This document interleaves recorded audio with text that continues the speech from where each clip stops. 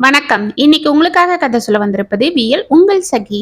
இன்னைக்கு நம்ம பார்க்க போற கதையின் பெயர் அவள் இருந்த இடத்தில். கதைக்குள்ள போலாமா? அத்தை, இந்தாங்க காஃபி என்று மனம் வீசிக் கொண்டிருந்த சூடான ஃபில்டர் காப்பியை கொண்டு வந்து சகுந்தலாவிடம் கொடுத்தாள் கல்பனா.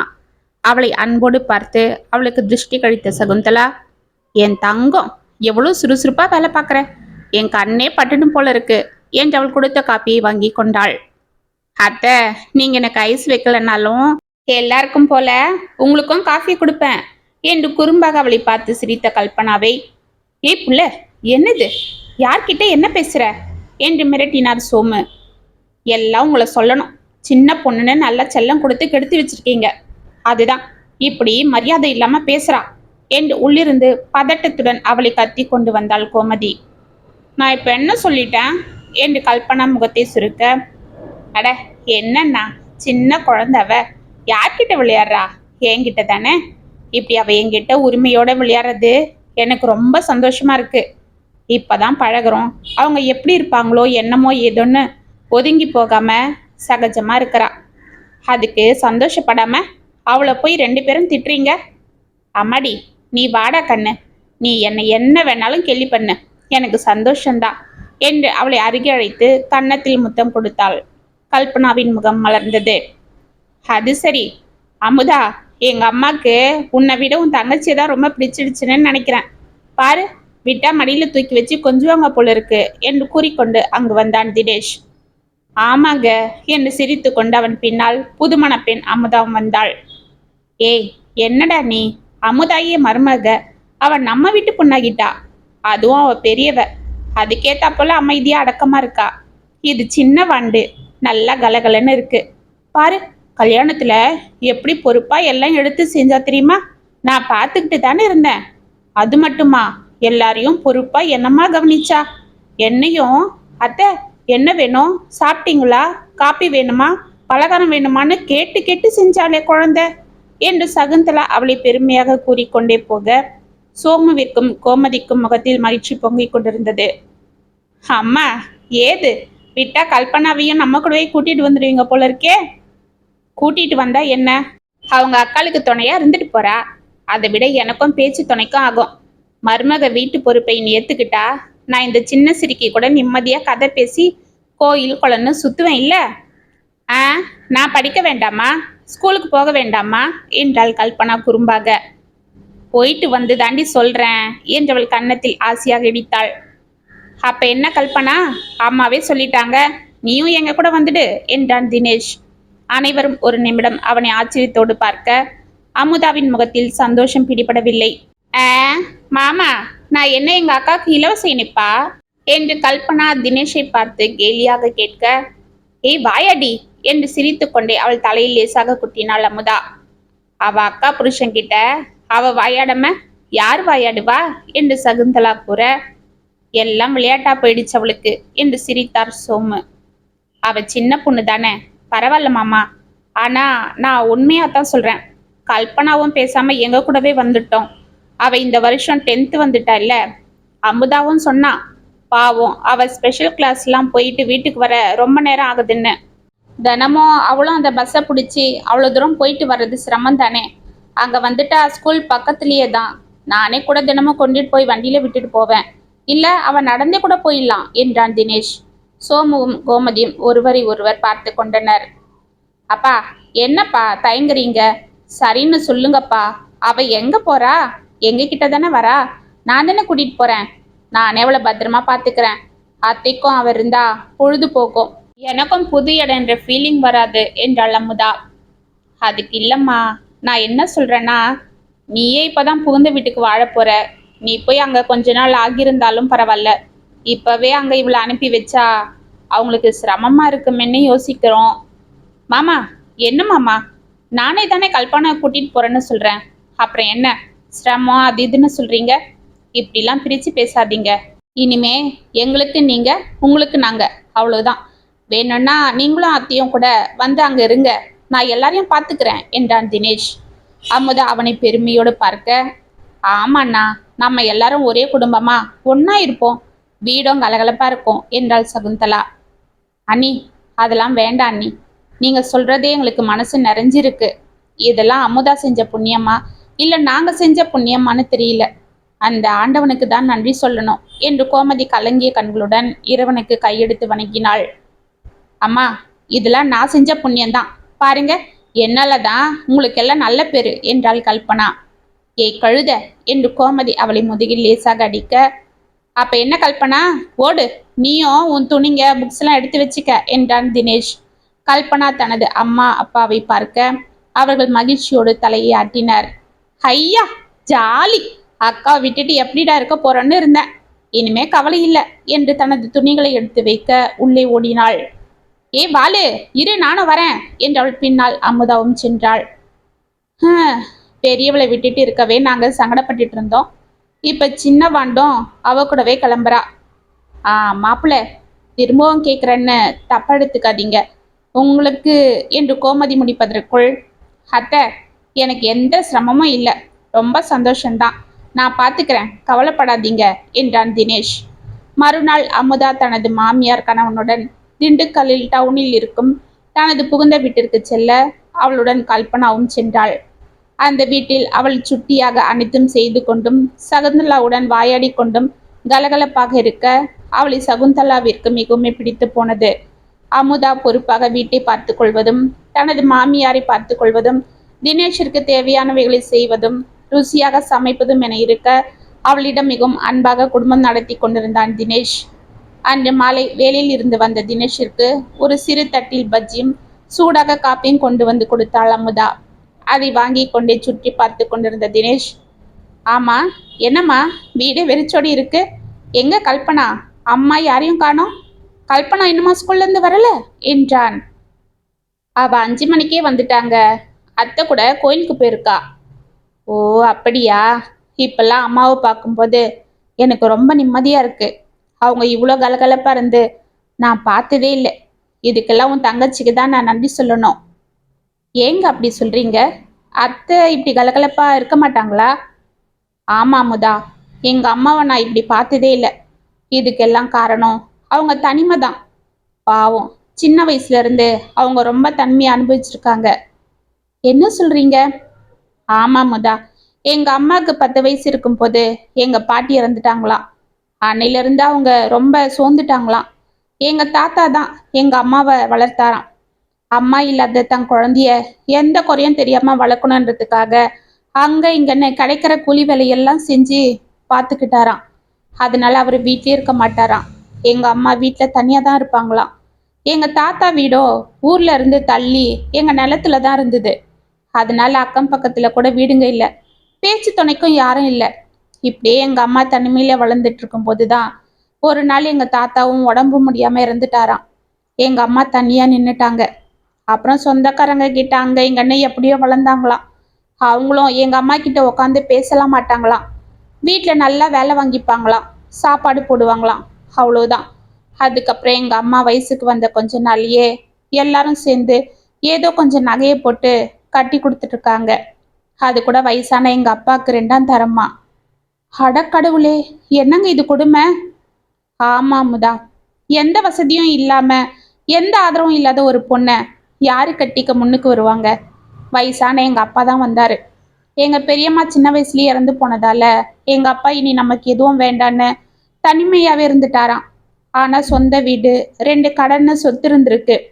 அந்த சொத்துக்கு ஒரு வாரிசு வேணும், அப்படியே நமக்கும் இனி ஒரு துணை வேணும்னு யோசிச்சுதான் யாராவது ஏழை பொண்ணா இருந்தா கல்யாணம் பண்ணிக்க முடிவெடுத்திருக்காரு. எங்க அம்மாவை கல்யாணம் பண்ணிக்கிட்டதும் நான் கருவுல உண்டான அடுத்த மாசமே எங்க அப்பா இறந்துட்டாரு. எங்க அம்மா திரும்பவும் தனிமையாயிட்டாங்க. ஏற்கனவே மனசுக்கு பிடிக்காத ஒரு கல்யாணம் பண்ணிக்கிட்டாலும் ஏதோ நமக்குன்னு ஒருத்தர் இருக்காரு, நம்ம மனசுல இருக்கிறத பகிர்ந்துக்கலான்னு கொஞ்சம் தைரியமா இருந்தவங்களுக்கு அந்த துணையும் போயிட்டதால ரொம்ப வருத்தப்பட்டாங்க. வயசானவரை கட்டிக்கிட்டதால பாவம் அவங்களுக்கு இந்த நிலைமை. வாழ வேண்டிய வயசுல தனியா நின்னுட்டாங்க. அப்புறம் நான் பிறந்து கொஞ்சம் நிம்மதியா இருந்தாங்க. அப்ப கூட என்னை வளர்க்க அவங்க ஓட வேண்டியதா போயிடுச்சு. அப்புறம் நானும் வளர வளர என் படிப்பு என் வேலைன்னு நானும் அவங்கள தனியா விட்டுட்டு ஓட வேண்டியதாயிடுச்சு. எங்க அம்மா கூட உக்காந்து பேச கூட நேரம் இல்லாம இருந்தது. அதுக்காகவே எனக்கு சீக்கிரம் கல்யாணம் பண்ணணும், வர்ற மருமக கிட்ட மனசார பேசணும்னு எங்க அம்மா ஆசைப்பட்டாங்க. இப்போ உன்னை விடவே கல்பனா நல்லா பேசி கலகலன்னு இருக்கிறதால அவளை பிடிச்சுக்கிட்டாங்க என்று சிரித்தான். பாவங்க உங்க அம்மா. அவங்கள நினைச்சா எனக்கு பரிதாபமா இருக்கு. அவங்கள நான் இனி பத்திரமா பார்த்துப்பேன். தெரியும் அமுதா, உன் மேல எனக்கு நம்பிக்கை இருக்கு. எங்க அம்மா உன்னை பார்த்துட்டு வந்த முதல் நாளே என்ன சொன்னாங்க தெரியுமா? எனக்கு ஒரு அன்பான மக கிடைச்சிட்டான்னு ரொம்ப சந்தோஷப்பட்டாங்க. அவளை விட உனக்கு பொருத்தமானவ வேற யாரும் இருக்க மாட்டாங்க. பேசாம அவளையே கட்டிக்க. அவதான் உனக்கு சரியான ஜோடின்னு சொன்னாங்க தெரியுமா என்று சிரித்தான். ஆ, இப்ப எதுக்கு இவ்வளவு ஐஸ் வைக்கிறீங்க என்று அவனை குறும்பாக பார்த்தாள் அமுதா. வேற எதுக்கு என்றவள் கைகளை பிடித்து இழுத்தான் தினேஷ். இதற்குள் சகுந்தலாவும் கல்பனாவும் உள்ளே வர, என்ன மாமா, பட்ட பகல்லையே உங்க ஷோவை ஆரம்பிச்சிட்டீங்களா? இதெல்லாம் உள்ள போய் உங்க பெட்ரூம்ல வச்சுக்கோங்க என்று சிரித்து கொண்டே அர்ச்சனை கொடைய அமுதாவிடம் கொடுத்தாள். இவ்வாளு என்று அவளை தலையில் இடித்து விட்டு சிரித்து கொண்டே உள்ளே ஓடினாள் அமுதா. தினேஷ் சிரித்து விட்டு, ஆமா கல்பனா, படிப்பெல்லாம் எப்படி போயிட்டு இருக்கு? இங்க இருந்து ஸ்கூலுக்கு போறதெல்லாம் உனக்கு ஒன்றும் சிரமம் இல்லையே? இல்லைன்னா நான் வேணா? ஆ, வேண்டாம் மாமா, அதெல்லாம் ஒன்றும் வேண்டாம். இங்க எனக்கு நிறைய ஃப்ரெண்ட்ஸுங்க கிடைச்சிட்டாங்க. நான் அவங்க கூட ஜாலியாக பேசிக்கிட்டு போவேன். உங்க கூட போர் அடிச்சுக்கிட்டு வர்றதுக்கு நான் அவங்க கூட போறது தான் நல்லா இருக்கு என்று சிரித்தாள். நீ வாயாடின்னு உங்க அக்கா சொல்றது தப்பே இல்லை. சரி, அது போகட்டும். +2 முடிச்சுட்டு மேற்கொண்டு என்ன படிக்க போற? நான் லா படிக்கலான்னு ஆசைப்படுறேன் மாமா. அப்படி போடு, அவளுக்கு ஏத்த வேலை தாண்டா என்று சிரித்தாள் சகுந்தலா. சரியா சொன்னீங்கம்மா. சரி கல்பனா, உன் ஆசை போலவே படி.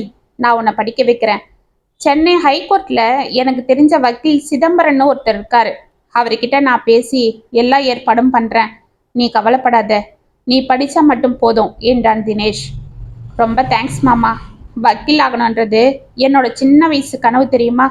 எங்க அப்பா தான் டீச்சருக்கு படின்னு சொல்லிட்டு இருப்பாரு. எங்க அம்மா சுத்தம். அதெல்லாம் எதுக்கு, +2 முடிச்சதும் எவனுக்காவது கல்யாணம் பண்ணி கொடுத்துடலான்னு சொல்லிட்டு இருப்பாங்க. நீங்க தான் என்னை என் இஷ்டம் போல படின்னு சொல்றீங்க. ஆமாங்க, அவளுக்கு சின்ன வயசுல இருந்து படிக்கணும்னு ரொம்ப ஆசை. ஆனா எங்க அம்மா தான் அவளுக்கு கல்யாணம் பண்ணி கொடுத்தணும்னு ஒத்த கால நிக்கிறாங்க என்று கூறிக்கொண்டு சகுந்தலாவிற்கும் கல்பனாவிற்கும் காப்பியை கொண்டு வந்து கொடுத்தாள் அமுதா. அதெல்லாம் நான் பார்த்துக்கிறேன் என்றான் தினேஷ். 1 மாதம் சென்றது. அன்று தினேஷ் ஆபீஸ்ல இருந்து வந்து கொண்டிருக்க, சற்று தூரத்தில் ஒரு குடிசைக்கு பின்னால் ஒரு இளம் பெண்ணும் ஒரு இளைஞனும் நின்று பேசிக் கொண்டிருக்க, சந்தேகம் வந்து வண்டியை நிறுத்தி அந்த இடத்தை உற்று பார்த்தான். அவனது சந்தேகம் தெளிவானது. அவன் நினைத்தது போல் அந்த பெண் கல்பனா தான். ஆனால் அவள் அருகில் இருந்தது யார் என்று தெரியவில்லை. அவர்கள் என்ன பேசிக் கொள்கிறார்கள் என்பது அவன் காதில் சரியாக கேட்கவும் இல்லை. டக்கென அவன் முகத்தில் கோபம் தெரிய வண்டி எடுத்துக்கொண்டு அங்கிருந்து புறப்பட்டான். பள்ளியில் இருந்து வந்த கல்பனா தினேஷ் கோபமாக சேரில் அமர்ந்திருப்பதும் அருகில் அமுதா ஏதோ கலவரத்துடன் நின்று கொண்டிருப்பதையும் பார்த்து சற்று பயந்து போனாள். அவள் அமைதியாக உள்ளே செல்ல, கல்பனா, இங்க வாடி என்றாள் அமுதா. என்னக்கா என்று மெதுவாக கேட்டுக்கொண்டு அவள் அருகில் செல்ல, ஆமா, சாயங்காலம் ஸ்கூல் விட்டதும் எங்க போன? அக்கா, நான் எங்கேயும் போகலையே. ஏய், ஏன் பொய் சொல்ற? நீ இன்னைக்கு அந்த மேட்டு தெருவுல ஒரு பையன் கூட பேசிட்டு நிக்கல? அத மாமா பார்த்துருக்காரு. அக்கா, அது வந்து அது என்று தடுமறினாள் கல்பனா. உன்ன என்று அமுதா அவளை அடிக்க எகிரி கொண்டு போக, அமுதா நில்லு என்றான் தினேஷ். என்னங்க இவ? நீ பேசாம இப்படி வா என்று எழுந்து சென்று கல்பனாவின் அருகில் நின்று அவளை உற்று பார்த்தான். அவள் தலையை குனிந்து கொண்டு பயத்தோடு நின்றிருந்தாள். இதோ பாரு கல்பனா, நான் உன்னை எதுவும் தப்பா சொல்ல வரல. இது வயசு கோளாறுல வர்றது, எல்லாருக்கும் ஏற்படுறது தான். அதுக்காக இந்த வயசுல எந்த பெரிய முடிவும் நீங்க எடுத்துடக்கூடாது. இந்த வயசுல நீங்க முதல்ல முக்கியத்துவம் கொடுக்க வேண்டியது படிப்புக்கு தான். அதை விட்டுட்டு வயசு கோளாறுல ஏற்படுற இந்த காதலுக்கு முதலிடம் கொடுத்தா அப்புறம் படிப்பு தடுமாறிடும். அப்புறம் உன் கனவு என்ன ஆறுது சொல்லு? மாமா, தயவு செஞ்சு என்ன தப்பா நினைக்காதீங்க. நான் யாரையும் காதலிக்கல. என் மனசுல அப்படி ஒரு நினைப்பும் இல்லை என்று அழுதாள் கல்பனா. இருவரும் அவளை ஒன்றும் புரியாமல் பார்த்தனர். ஏய், என்னடி சொல்ற? அப்ப எதுக்கு யாரோ ஒரு பையன் கூட நின்று பேசிட்டு இருந்த? அக்கா, அது யாரும் இல்ல, நம்ம ராகுல் தான். என்னது, ராகுலா? அவன் கூட ஏண்டி தெருவில் நின்றுட்டு பேசிட்டு இருக்கிற? யாராவது பார்த்தா தப்பா நினைக்க மாட்டாங்க? அமுதா, யார் அந்த ராகுல் என்று ஒன்றும் புரியாமல் கேட்டான் தினேஷ். எங்க மாமா சேகர் இருக்கார் இல்ல, அவங்க பையங்க. நம்ம கல்யாணத்துக்கு கூட வந்திருந்தானே. அப்படியா? எனக்கு சரியா ஞாபகம் இல்ல. சரி, அவன் கூட எதுக்குமா அங்க பேசிட்டு இருந்த? அவனை நம்ம வீட்டுக்கு கூட்டிட்டு வந்திருக்கலாமே. எங்க அப்பாவுக்கு அவங்க அப்பாவை பிடிக்காது. பெரியவங்களுக்குள்ள பிரச்சனை. ஆனா அந்த ராகுல் என்கிட்ட நல்லா பழகுவான். எங்க ஸ்கூல்ல தான் படிக்கிறான். அவன் +2. உங்க கல்யாணத்துக்கு கூட பெரியவங்க யாரும் வரல. ஆனா அவன் வந்திருந்தான் என்றாள் கல்பனா. ஆமாங்க, எங்க அப்பாவுக்கும் எங்க மாமாக்கும் ரொம்ப வருஷமா சொத்து விஷயத்துல பிரச்சனை வந்துடுச்சு. அதுக்காக அவங்க உறவே வேண்டான்னு இருந்துட்டாரு எங்க அப்பா. ஆனாலும் எங்க மாமா, எங்க அத்தை, அந்த பசங்கள்லாம் எங்களையும் எங்க அம்மாவையும் கோவில்ல அங்கங்கன்னு பார்த்து பேசுவாங்க. எங்க அம்மாக்கு கூட அந்த ராகுலுக்கு தான் இவளை கட்டி கொடுக்கணும்னு ஆசை இருந்தது. ஆனா எங்க அப்பா பிடிவாதமா இருக்கிறத பார்த்துட்டு அந்த ஆசையை விட்டுட்டாங்க என்றாள் அமுதா. அப்படியா? ஆமாம்மாம்மா. ஆனா அந்த ராகுல் என்னை விட மாட்டேன்றான். நான் உன்னை விரும்புறேன், எனக்கு மனைவின்னு ஒருத்தி வந்தா அது நீ தான், அது இதுன்னு சொல்லிட்டு என்னை சுத்தி சுத்தி வரான். அவங்க அப்பா அவனை வேற ஸ்கூல்ல சேர்த்தாலும் ஏதோ சாக்கு சொல்லிட்டு அங்கேருந்து நின்றுட்டு இப்போ என் ஸ்கூல்லையே சேர்ந்துட்டான். இந்த வருஷம் அவன் +2 முடிக்க போறான். அவனை அவங்க அப்பா படிக்க சென்னைக்கு அனுப்ப போறாராம். ஒருவேளை அவன் படிப்பை முடிச்சுட்டு வர்றதுக்குள்ள எனக்கு வேற யாரையாவது கட்டி வச்சிருவாங்களோன்னு அவனுக்கு பயம் வந்துடுச்சு. அதுதான் உன் விருப்பத்தை சொல்லு, என்னை விரும்புறேன்னு சொல்லுன்னு என்னை தொந்தரவு பண்றான். இன்னைக்கும் அதே தான் கேட்டுட்டு இருந்தான். நான் அதெல்லாம் முடியாது, நான் படிக்கணும், எனக்கு படிப்பு தான் முக்கியம். நீ இப்படி என்கிட்ட பேசுறது யாராவது பார்த்தா அப்புறம் எங்க மாமாக்கு தான் அசிங்கம். இப்ப நான் எங்க அக்கா வீட்டில தான் இருக்கேன்னு சொல்லிட்டு இருந்தேன் என்று தேம்பினாள். அவளை சிரித்து கொண்டே பார்த்த தினேஷ், அட இவ்வளவுதானா? நான் என்னமோ ஏதோன்னு பயந்துட்டேன். சரி விடு கல்பனா, நாளையிலிருந்து அவன் உன்னை தொந்தரவு பண்ண மாட்டான். நான் பார்த்துக்கிறேன், நீ நிம்மதியா படி என்றான். கல்பனா அமைதியாக உள்ளே சென்றாள். அவள் மனதில் ஏதேதோ குழப்பம் தெரிந்தது. மறுநாள் அவளை தினேஷே தனது வண்டியில் பள்ளிக்கு அழைத்து செல்வதும் மாலையில் அவனை அழைத்து வருவதும் என இருக்க, ராகுலிடமும் நிறைய மாற்றங்கள் இருந்தது. இப்பொழுதெல்லாம் அவன் அவளை தொந்தரவு செய்வதில்லை, வழியில் மடக்கி பேசவும் முயல்வதில்லை. இது ஒரு புறம் அவளுக்கு நிம்மதியாக இருந்தாலும் என்ன நடந்திருக்கும் என்று குழப்பத்துடனே இருந்தாள். பரீட்சை முடிந்து ராகுல் சென்னையில் இருக்கும் இன்ஜினியரிங் காலேஜில் சேர்ந்தான். கல்பனா 10th நல்ல மதிப்பெண்கள் எடுத்து தேர +1 சேர்ந்து அங்கேயே தொடர்ந்து நன்கு படித்து கொண்டிருந்தாள். இதற்கிடையில் அமுதா கர்ப்பமாக. தினேஷிற்கும் சகுந்தலாவிற்கும் சந்தோஷம் பிடிபடவில்லை. வீட்டில் அவளை கொண்டாடினார்கள். கல்பனாவும் தனது அக்காளை நன்கு பார்த்து கொண்டாள். பிரசவத்திற்கு கூட அவளை பிறந்த வீட்டிற்கு அனுப்பாமல் தினேஷை பார்த்து கொள்ள 10 மாதத்தில் அவள் ஒரு அழகான ஆண் குழந்தையை பெற்றெடுத்தாள். அந்த குழந்தையை கல்பனாவே பார்த்து கொள்வதும் அவனோடு விளையாடுவதும் பள்ளியில் இருந்து வந்து அவளை வைத்துக் கொள்வதும் என இருக்க, அந்த குழந்தையும் அவளிடம் மிகவும் பாசமாக ஒட்டி கொண்டது. இதை பார்த்து அமுதாவும் தினேஷும் பூரித்து போயினர். இதற்குள் கல்பனா +2 எக்ஸாம் எழுதி முடிக்க ரிசல்ட்டும் வந்தது. நல்ல மதிப்பெண்கள் எடுத்து அவள் பாஸாக அவளை வெகுவாக பாராட்டினான் தினேஷ். இப்படி இன்பமாக சென்று கொண்டிருக்கும் சமயம் ஒரு பேரிடி அந்த குடும்பத்தில் விழுந்தது. அமுதாவிற்கு திடீர் என்று மஞ்சக்காமலை வந்து சீரியஸாக யாரும் எதிர்பார்க்காமல் அவள் இந்த உலகத்தை விட்டு சென்றாள். அவளது இறப்பில் ஆடிப்போன தினேஷ் இடிந்து போக, சகுந்தலாவும் அதிர்ந்து போனாள். சோமுவும் கோமதியும் தனது மகளின் இறப்பிற்கு அழுவதா இல்லை அந்த பிஞ்சு குழந்தையை நினைத்து அழுவதா என்று புரியாமல் தவித்து கொண்டிருக்க, கல்பனா தவித்து போனாள். வீட்டில் அவளை அனைத்தும் செய்து கொண்டு குழந்தையும் பார்த்து கொண்டிருந்தாள். காலேஜில் சேருவதற்கு நாட்கள் நெருங்கி கொண்டிருக்க அவள் மனது குழம்பிக் கொண்டிருந்தது. தினேஷ் நடைப்பிணமாக திரிந்து கொண்டிருப்பதால் அவனிடம் என்ன கேட்பது என்று புரியாமல் அவள் விழித்து கொண்டிருக்க, அன்று அமுதாவிற்கு 10வது நாள் காரியமும் நடந்தேறியது. பூஜைகள் முடிந்து அனைவரும் சாப்பிட்டு விட்டு அமர, வந்திருந்த சொந்தங்களில் ஒரு பெரியவர், நம்ம அமுதா பூவும் பொட்டோடவும் தீர்க்க சுமங்கலியா போய் சேர்ந்துட்டா. 10வது நாள் காரியமும் நல்லபடியா நடந்துடுச்சு. அவ ஆன்மாவும் சாந்தி அடைஞ்சிருக்கும். இந்த மாதிரி நாள்ல ஒரு சுப வார்த்தை பேசணும்னு சொல்லுவாங்க. யாராவது பேசுறதா இருந்தா பேசுங்க என்றார். அனைவரும் ஒருவரை ஒருவர் பார்த்து கொள்ள தினேஷ் அமைதியாக சேரில் அமர்ந்திருந்தான். கல்பனா குழந்தையை கையில் வைத்து கொண்டு தூணின் ஓரம் நின்று கொண்டிருந்தாள். ராகுல் தனது தந்தையின் அருகில் அமர்ந்து கொண்டு அவளை பார்த்து கொண்டிருந்தான். கோமதி மெதுவாக சகுந்தலாவை திரும்பி பார்த்தாள். சகுந்தலா தினேஷை பார்த்தாள். தம்பி தினேஷ், இப்படியே இருந்தா எப்படிப்பா? அமுதாவும் நீயும் 2 வருஷம்தான் ஒன்னா வாழ்ந்தாலும் இப்படியும் ஒருத்தர் வாழ முடியுமான்னு எல்லாரும் சொல்றது போலதான் வாழ்ந்தீங்க.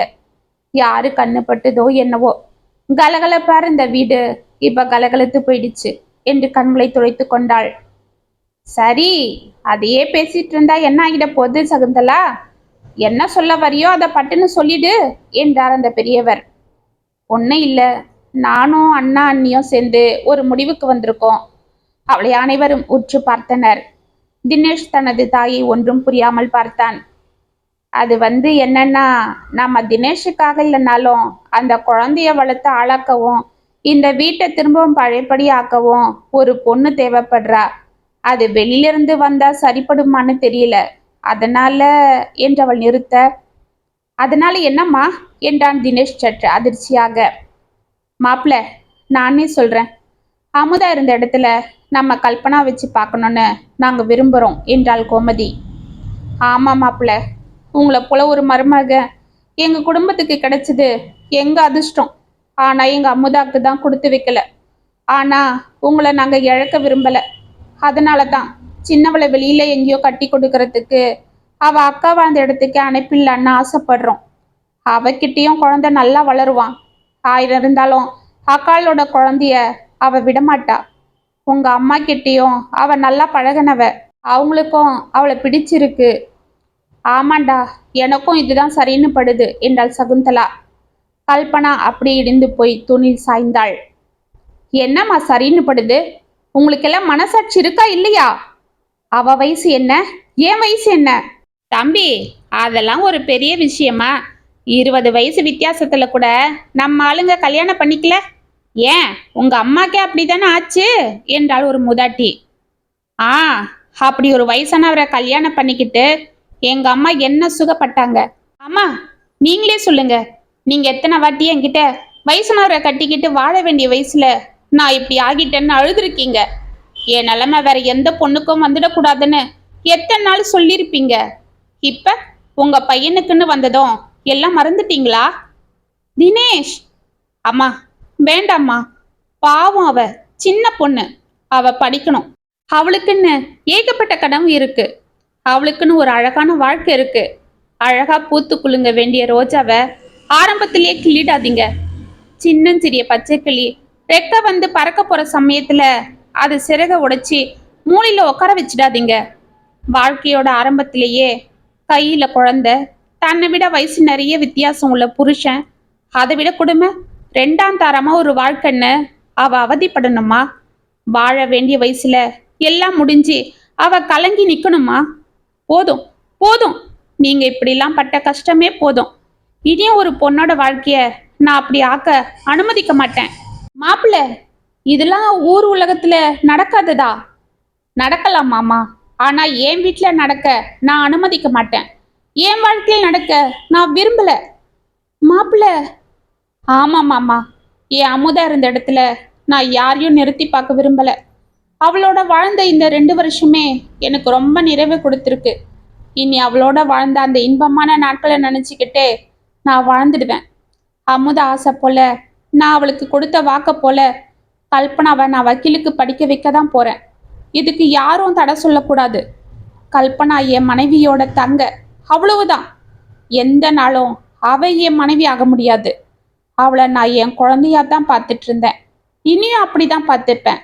அவள் +2ல நல்ல மார்க் எடுத்திருக்கா. அவளை நான் சென்னையில் லா காலேஜில் சேர்த்து விட எல்லா ஏற்பாடும் பண்ணிட்டேன். நாளைக்கு அவள் சென்னைக்கு கிளம்பணும். அதுக்கும் ஏற்பாடு பண்ணிட்டேன் என்று அவன் கூறிக்கொண்டிருக்க, மாமா என்று கதறிக்கொண்டு அவன் காலில் வந்து விழுந்தாள் கல்பனா. கல்பனா, என்னம்மா இது, எழுந்துடு. மாமா, நீங்க என்று தேம்பிக் கொண்டு அவனை கையெடுத்து வணங்கினாள். இதோ பாரு, நான் சாதாரண மனுஷன், என்னை அந்த அளவுக்கு பெரியவனாக்கிடாத என்றவள் கைகளை பிடித்து கொண்டான். மாமா, இன்னைக்கு ஒரு சுப வார்த்தை பேசணும்னு பெரியவங்க சொன்னாங்க. அதனால உங்க அனுமதியோட நான் அதை பேசலான்னு முடிவெடுத்திருக்கேன். என்ன மாப்பிள்ள, நீங்க எது சொன்னாலும் எங்களுக்கு சம்மதம், சொல்லுங்க என்றார் சோமு கண்களை துடைத்து கொண்டு. நம்ம கல்பனா படிப்பை முடிச்சுட்டு வந்ததும் நம்ம ராகுலுக்கே அவளை கல்யாணம் பண்ணி கொடுக்கணும்னு நான் ஆசைப்படுறேன். அவனும் அதுக்குள்ள படிப்பை முடிச்சுட்டு நல்ல வேலைக்கும் போயிடுவான். நீங்க என்ன சொல்றீங்க?